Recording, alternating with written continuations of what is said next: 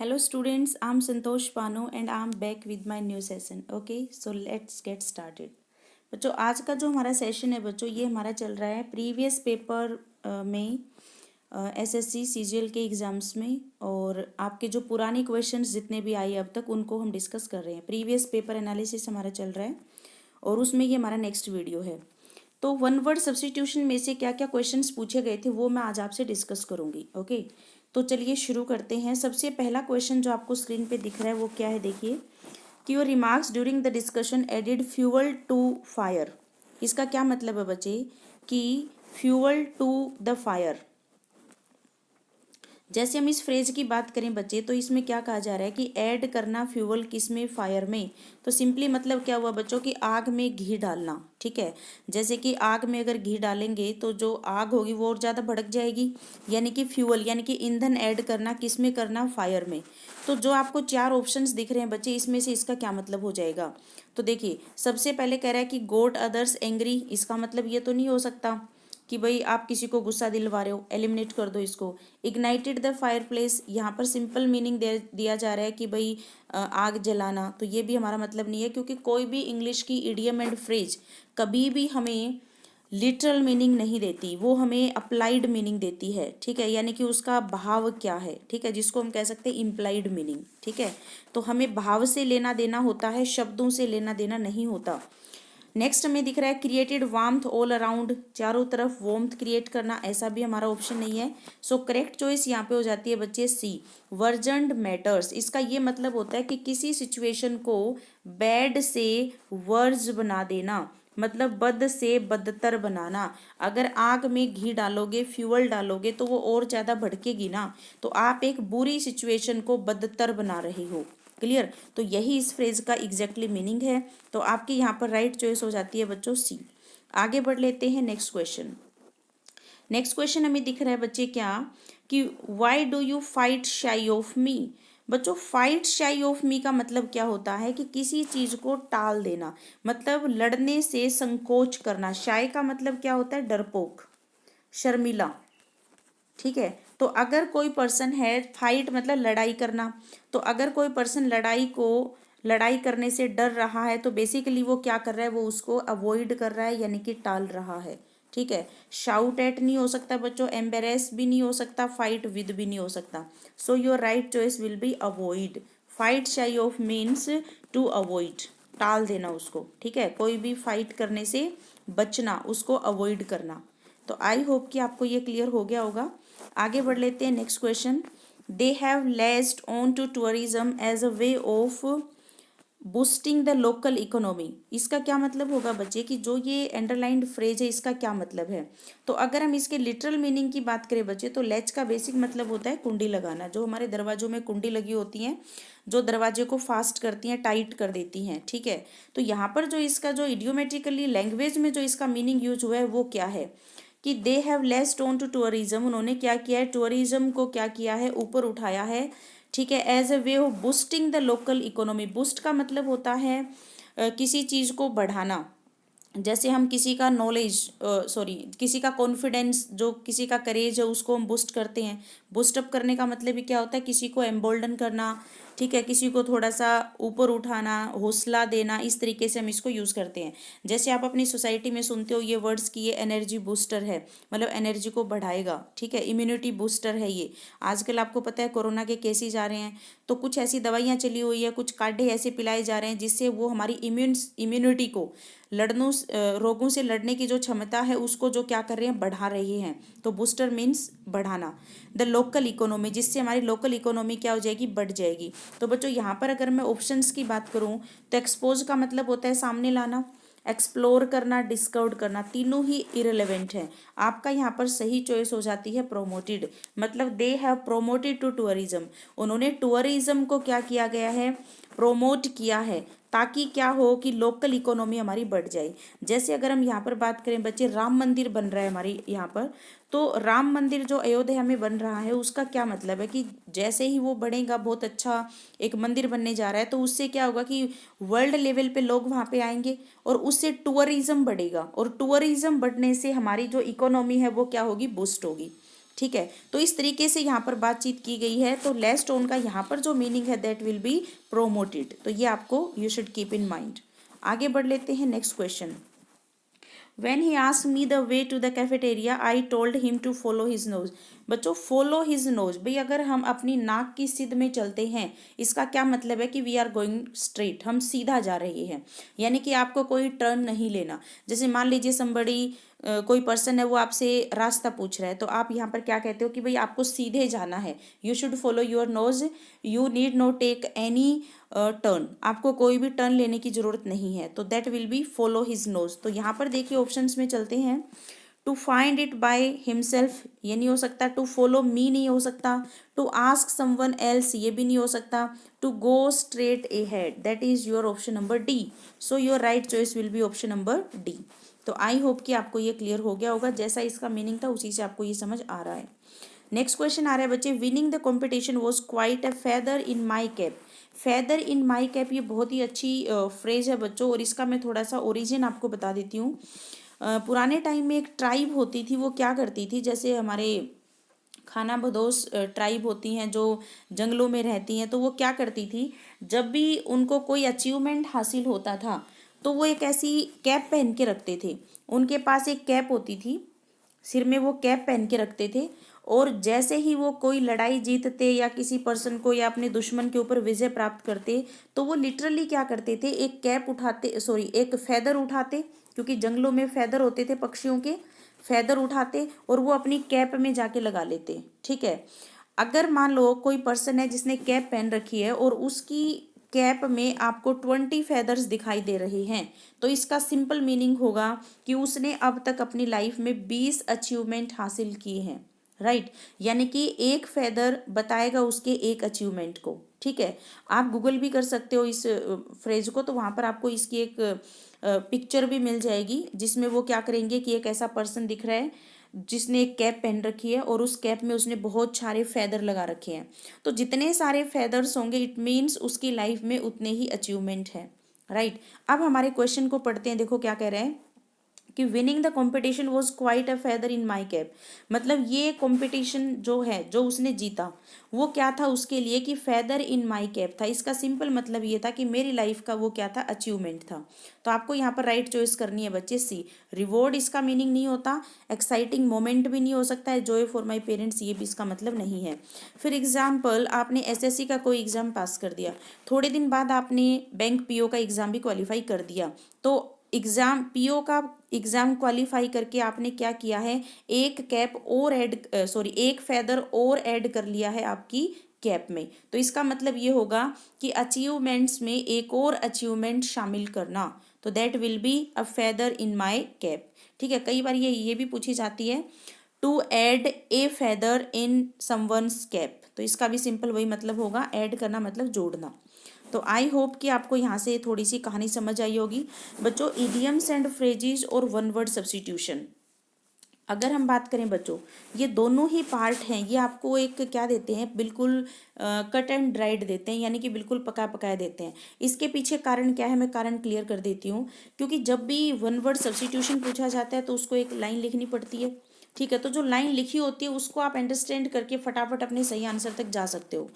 Phrases की जब हम बात करते हैं तो फ्रेज को वो सेंटेंस में यूज़ करता है, और सेंटेंस के हिसाब से आप उसको कॉम्प्रीहेंड कर सकते हो कि जो गिवन ऑप्शन है उसमें से इसका क्या सही आंसर बन सकता है।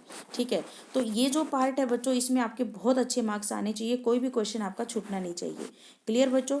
अगर एक तरीका ये होता है कि आपने 200 250 300 फ्रेजेस आपने याद कर ली, लेकिन जब आप आगे का पढ़ने लगे तो फिर आप पीछे का मामला साफ हो गया, तो ऐसे करने से क्या होता है कि आपके जो एफर्ट्स हैं वो बेकार चले जाते हैं। आपको क्या करना है, बेशक आप 500 फ्रेज याद कर रहे हो, बट जो भी फ्रेज आपको याद कर रहे हो वो आपकी अपनी है, मतलब आपको उसका एप्लीकेशन पता है, और सेंटेंस में या एग्जाम में जब भी वो आपसे पूछा जाएगा तो आप सही आंसर तक जा सकते हो। ठीक है, हमने जो हमारा रिकॉर्डेड बैच है बच्चे, उसमें ऐसी बहुत सारी फ्रेजेज विद पिक्चर्स, क्योंकि डिजिटल बोर्ड पे मैं पढ़ा रही हूँ तो वहाँ पर मैंने उनकी पिक्चर्स भी लगा रखी हैं। ठीक है, उनके पीछे की कहानी भी समझा रखी है, तो उससे फ़ायदा क्या होता है कि बच्चे के माइंड में उनकी इमेज बन जाती है, बच्चा भूलता नहीं है। जब तक आप जिंदा हो, जब तक आप जिंदा हो आप उन फ्रेजेस को नहीं भूल सकते, क्योंकि वो इतने तरीके से मैंने वहाँ पे समझा रखी हैं। आप चाहो तो मेरा गूगल प्ले स्टोर पे आपको एप्लीकेशन मिल जाएगा जिसका नाम है पानोज इंग्लिश क्लासेस। आज आप उसको डाउनलोड करो और वहाँ से जो फ्री कंटेंट्स है एक बार आप वो पढ़ के देखो, ठीक है। आपको आइडिया हो जाएगा कि कैसे हम समझ करके चीज़ों को कर सकते हैं, क्योंकि रटेंगे तो रटने की भी एक लिमिट होती है। और आज जिस एज में हम हैं बच्चों, हम रट कुछ भी नहीं सकते, हम समझ सकते हैं, रट नहीं सकते। तो अगर किसी बच्चे को लग रहा है कि हमें डेमो क्लास लगा के देखनी है, क्योंकि आप जानते हो कोरोना टाइम जो है अभी भी कुछ हम ऐसे सिचुएशन में है कि फिक्स नहीं है कि रेगुलर क्लासेज हमारी कब हो पाएंगी, तो आपके लिए अच्छी बात यह है कि कंप्लीट कोर्स आपको वहाँ पे मिल जाता है, ठीक है। हर क्लास के एंड में आपको एक सेशन मिलता है जिसमें क्वेश्चंस डिस्कस किए जाते हैं कि ये एग्ज़ाम में कैसे पूछे जाते हैं।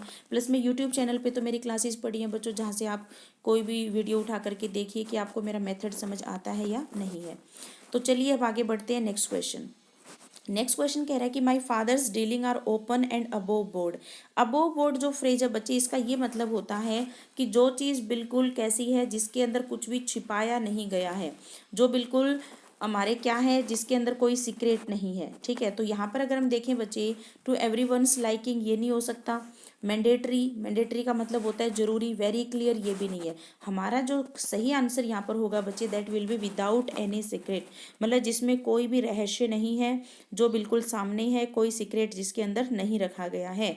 माई फादर्स डीलिंग, जो मेरे पिताजी की डीलिंग है वो ओपन है एंड अबोव बोर्ड है, ठीक है। आप इसको ये कह सकते हो विदाउट एनी सीक्रेट, या फिर बिल्कुल ऑनेस्टी से भरा हुआ, ठीक है, यानी कि फुल ऑफ ऑनेस्टी। तो आगे बढ़ लेते हैं। Next question. After the public meeting the crowd went haywire. Haywire का मतलब क्या होता है बेसिकली बच्चों, कि जब आप कोई ऐसी अव्यवस्था आपके सामने होती है, कैओस आपके सामने होता है कि आप कोई भी काम करने से बचते हो, यानी कि आपका मन नहीं करता ऐसी सिचुएशन में काम करने का, ठीक है। अगर हम यहाँ पर बात करें बच्चे, तो देखिए क्या सिचुएशन थी कि after the public meeting, public meeting हुई, उसके बाद क्या हुआ, the crowd went haywire. इसका ये मतलब हो जाएगा बच्चों कि जो मीनिंग है हमारा वो क्या हो जाएगा कि वर इन जुबिलेशन, क्या वो खुशी में थी, खुशी में तो नहीं थी। प्रोटेस्ट कर रही थी, नहीं। बिकेम आउट ऑफ कंट्रोल, तो आपका यहाँ पर चॉइस क्या हो जाती है, आउट ऑफ कंट्रोल हो जाना। यानी कि सिंपल जो इसका मीनिंग यहाँ पर जो हम अप्लाई करेंगे वो क्या होगा, became out of control. Left the venue ये भी नहीं हो सकता, क्योंकि देखो सेंस क्या जा रहा है, क्राउड क्या होती है, भीड़, मतलब जो भीड़ है, पब्लिक मीटिंग हुई और उसके बाद जो हमारी भीड़ थी वो क्या हो गई, आउट ऑफ कंट्रोल हो गई, हे वायर हो गई वो। हे वायर का सिंपल अगर मैं यहाँ पर जो आपके लिए जो मीनिंग अप्लाई करना चाहती हूँ बच्चे, हे बेसिकली क्या होता है, तिनका होता है, ठीक है। जो भी घास या किसी भी चीज़ का तिनका होता है, और जो तिनके होते हैं थोड़ी सी हवा चलती है तो वो अस्त व्यस्त हो जाते हैं, राइट। यानी कि वो काबू में नहीं रहते, थोड़ी सी हवा चलेगी तो सारे तिनके जो हैं वो हवा के साथ उड़ जाएंगे, यानी कि वो सिचुएशन हमारे लिए क्या हो जाएगी, आउट ऑफ कंट्रोल हो जाएगी। और इसीलिए इस फ्रेज को यहाँ पे हमने जोड़ा है। क्लियर बच्चों, तो आई होप कि आपको ये याद रहेगा। नेक्स्ट आ रहा है बच्चों हमारा, he broke of in the middle of the story. बच्चों कोई पर्सन है वो स्टोरी सुना रहा था और स्टोरी के बीच में ही वो क्या हो गया, रुक गया। तो ये जो क्वेश्चन पूछा गया है बच्चे, ये हमारा किससे पूछा गया है, ये फ्रेजल वर्ब से पूछा गया है, ठीक है। ब्रेक ऑफ, OFF, ठीक है। हम बहुत सारी फ्रेजल वर्ब इंग्लिश में डिस्कस करते हैं बच्चों, यूट्यूब पे मेरी कोई क्लास भी होगी जिसमें आप देख सकते हो, ठीक है। कि ब्रेक ऑफ को हम कैसे याद करेंगे। फ्रेजल वर्ब बेसिकली क्या होती है कि वर्ब के साथ प्रेपोजिशन आकर के अपना मीनिंग चेंज कर लेती है, और इसी को हम फ्रेजल वर्ब के नाम से जानते हैं, ठीक है। तो ब्रेक ऑफ का मतलब होता है अचानक रुक जाना, यानी कि सडनली स्टॉप्ड। तो देखिए बी ऑप्शन आपका यही कह रहे हैं। यहाँ पर फेंटेड का मतलब है हाफना, तो ये गलत हो जाएगा, हटा दो इसको। डिवाइडेड हिज नरेटिव, ये भी गलत हो जाएगा। टुक टाइम ऑफ, ये भी गलत हो जाएगा। यानी कि ब्रेक ऑफ हो गया। और ये मैंने बच्चों फनी वे से बच्चों को पढ़ा रखी हैं कि ब्रेक का ऑफर मिलते ही, ब्रेक ऑफ का मतलब हो जाएगा अचानक बंद हो जाना। जैसे आप गाड़ी चलाते हो, आपका जो ब्रेक है वो काम करना बंद कर देता है तो आपकी गाड़ी अचानक रुक जाती है। तो ये मैंने कुछ कहानियों से मेरे रिकॉर्डेड बैच में भी करवा रखे हैं, अदरवाइज जो मेरे ऑफलाइन बैच ही चलते हैं उसमें भी हम काफ़ी अच्छा डिस्कस करते हैं इनके ऊपर, और ये काफ़ी इंपॉर्टेंट हो जाता है। So your right choice will be B. तो यहाँ पर आपको करके आना है बच्चों बी। नेक्स्ट क्वेश्चन आ रहा है बच्चे, some shots were fired at random. At random का मतलब होता है बच्चे कि कोई भी एक ऐसी चीज़ जिसमें आप बिना एम के काम करते हो, मतलब ऐसे ही जैसे यूं ही जस्ट लाइक दैट, मतलब जब आपका कोई प्रॉपर एम नहीं होता, आप बिना एम के कोई एक्शन कर रहे हो। तो यहाँ पर आपकी राइट चॉइस क्या दिख रही है बच्चे, सी नहीं हो सकता, फॉर अ लॉन्ग टाइम ये भी नहीं हो सकता, थोरोली भी नहीं हो सकता। आपकी राइट चॉइस यहाँ पे हो जाती है विदाउट एनी एम। तो जैसे कि कई बार हम फायरिंग करते हैं, हवा में फायरिंग करते हैं और वहाँ पर हमारा कोई टारगेट नहीं होता, हम जस्ट क्या करते हैं, हवा में ही फायर करते रहते हैं, तो उसको हम कहते हैं एट रैंडम, मतलब बिना कोई एम, बिना किसी टारगेट के आपने वैसे ही शॉट्स लगा दिए। तो ये आपकी चॉइस हो जाती है यहाँ पर बच्चों ए। आगे बढ़ लेते हैं next question. I can finish the work by myself but she always tries to a back seat driver. बच्चों जैसा इसका मीनिंग आपको दिख रहा है बैक सीट ड्राइवर, भाई ड्राइवर कौन होता है, जो आगे बैठ के चला रहा है, ठीक है। मान लीजिए आप राइडिंग कर रहे हैं या ड्राइविंग कर रहे हैं, और अगर आपके, मान लीजिए आप राइडिंग कर रहे हैं, आपके पीछे एक पर्सन बैठा है, तो वो क्या कर रहा है, आपको आपको बार बार बता रहा है कि ऐसे चलाओ, ये करो, अब यहाँ पर ये करो, तो वो आपको क्या कर रहा है, अनवांटेड एडवाइस दे रहा है। यानी कि आप अगर देखो, फ्रंट सीट ड्राइवर होने का क्या मतलब है कि आप सारी जिम्मेदारी आपने उठा रखी है, ठीक है, गाड़ी आप चला रहे हो तो जिम्मेदारी भी आपकी है, ठीक है। लेकिन अगर कोई पर्सन बैक सीट ड्राइवर है तो इसका ये मतलब है कि वो आपको बिना मांगी सलाह दे रहा है जिनकी ज़रूरत ही नहीं है, और इसी से ये फ्रेज बनी है बच्चों की बैक सीट ड्राइवर, ठीक है। तो देखिए यहाँ पर चॉइस हमारी क्या है, person who misguide others, misjudge others, ये भी नहीं हो सकता। Person who wants to do things by herself, ये भी नहीं हो सकता। Person who falsely accuses others, ये भी नहीं हो सकता। So your correct choice will be D, person who gives unwanted advice, मतलब एक ऐसा पर्सन जो बिना मांगी सलाह दे रहा है, ठीक है बच्चों। कई बार ये इरिटेटिंग भी बहुत ज़्यादा लगता है कि जब आप ड्राइविंग कर रहे हो, आप अपने हिसाब से सही चला रहे हो, लेकिन पीछे बैठे बैठे आपको सलाह देते जा रहे हैं कि ऐसे करो, वैसे करो, ये करो, वो करो, तो वो चीज़ आपको क्या करती है, sometimes that irritates you. Okay, तो आगे बढ़ लेते हैं बच्चे नेक्स्ट क्वेश्चन। नेक्स्ट क्वेश्चन हमारा आ रहा है कि in his salad days he was quite a Dandy. बच्चों सैलेड डेज क्या होता है, कैसे ये फ्रेज बनी होगी वो देखो। हम खाने में सैलेड खाते हैं ना, सैलेड हमारा क्या होता है, कच्चा होता है। जैसे आप खीरे की सैलेड बनाते हो, प्याज की बनाते हो, आप टमाटर की बनाते हो, तो that will be in raw form, मतलब कच्चा होता है। तो यहाँ से अगर हम इस फ्रेज को देखें तो हमारे कच्चे दिन कौन से होते हैं, जब हम बचपन हमारा चल रहा होता है। तो एडोलसेंस की जो एज होती है वो हमारी क्या होती है, सैलेड डेज होती है। तो इसलिए यहाँ पर आपकी करेक्ट चॉइस हो जाती है बच्चे बी, अडोलसेंस, ठीक है। ओल्ड एज हमारी कच्चे दिन नहीं हो सकते, वो तुम्हारे पके हुए दिन होते हैं। स्कूल डेज नहीं हो सकता, चाइल्डहुड डेज नहीं हो सकता, ठीक है। यहाँ पर एक शब्द और दिख रहा है बच्चे, डैंडी। कई बार एसएससी एग्जाम्स में ये भी पूछा गया वन वर्ड सब्स्टिट्यूशन में। डैंडी वो पर्सन होता है, a person who page his attention on his personal appearance. कोई भी पर्सन दिखता कैसा है इस चीज़ के ऊपर जो ज़्यादा अटेंशन करता है, ध्यान देता है, ठीक है। जैसे कि आप हिंदी में बोलते हो छेला, छेला वो पर्सन होता है जो ये चाहता है कि मैं कैसा दिख रहा हूँ, अपने आप को हमेशा बना ठना रखता है, तो उसको हम क्या कहते हैं, डैंडी। तो आपके एग्जाम में एक बार ये क्वेश्चन पूछा गया था कि a person who page his attention on his personal appearance, और वहाँ पर 4 ऑप्शंस में से आपको मिला था डैंडी। तो आप यहाँ पर करेक्ट चॉइस कर सकते हो डैंडी। क्लियर, तो ये था हमारा नेक्स्ट क्वेश्चन। नेक्स्ट क्वेश्चन हमारा आ रहा है बच्चे, he is cool about working at night. बच्चों cool about working at night का क्या मतलब होता है कि एक कोई ऐसा पर्सन है, देखो जब हम बिल्कुल गर्मजोशी से कोई काम करते हैं, बिल्कुल उत्साह के साथ काम करते हैं, तो हम कैसे होते हैं, बिल्कुल कि भाई वोमली हम किसी काम को कर रहे हैं। यहाँ पर कह रहा है कि कूल, कूल होने का क्या मतलब है कि आपका जो जोश है वो लो है, हाई नहीं है, ठीक है। तो इसका क्या मतलब हो जाएगा बच्चे कि आप ऐसी सिचुएशन में हो कि नॉट रेडी टू वर्क, आप काम करने के लिए रेडी नहीं हो। मान लीजिए आप दिन में जॉब करते हो, ठीक है, अगर आपके ऊपर काम का प्रेशर आता है और आपको बॉस कहता है कि आपको नाइट में भी काम करना पड़ेगा, तो क्या आप उस काम के लिए विलिंगली हाँ भर दोगे, नहीं ना। तो वहाँ पर जो आपकी सिचुएशन हो जाएगी, काम तो आपको करना पड़ेगा, बट आप कैसे करोगे कि आप उस काम के लिए रेडी नहीं हो, क्योंकि आपको 8 से 9 घंटे काम करने के बाद आपको आराम चाहिए और वो आपको नहीं मिल रहा, then you are not ready to work. तो ये आपकी चॉइस हो जाती है यहाँ पे बी। ए को एलिमिनेट कर दो, सी और डी एलिमिनेट हो जाते हैं। क्लियर बच्चों, आगे बढ़ लेते हैं next question. He spoke well though it was his maiden speech. अगर हम यहाँ पर बात करें बच्चे, तो मेडन स्पीच का मतलब होता है किसी भी पर्सन की लाइफ का पहला भाषण, तो that will B first speech. मैडन जो शब्द है बच्चे, इसका मतलब क्या होता है, जैसे कोई लड़का है जिसने शादी नहीं करी, हम उसको बैचलर कहते हैं। ठीक ऐसे ही कोई ऐसी लड़की जिसने शादी नहीं करी, वो हमारी क्या कहलाती है, मैडन कहलाती है। लड़कियों का शादी से पहले का जो नाम होता है वो मैडन नेम होता है, क्योंकि शादी के बाद वो अपने इन लॉज का सरनेम यूज करती है। तो जो शादी से पहले का जो नाम होता है that will B मैडन name. Clear बच्चों? तो मैडन स्पीच क्या होता है, किसी भी पर्सन की लाइफ का सबसे पहला भाषण। तो बच्चों यहाँ पर हम एलिमिनेट करेंगे लॉन्ग स्पीच को, ब्रीफ स्पीच को और इमोशनल स्पीच को।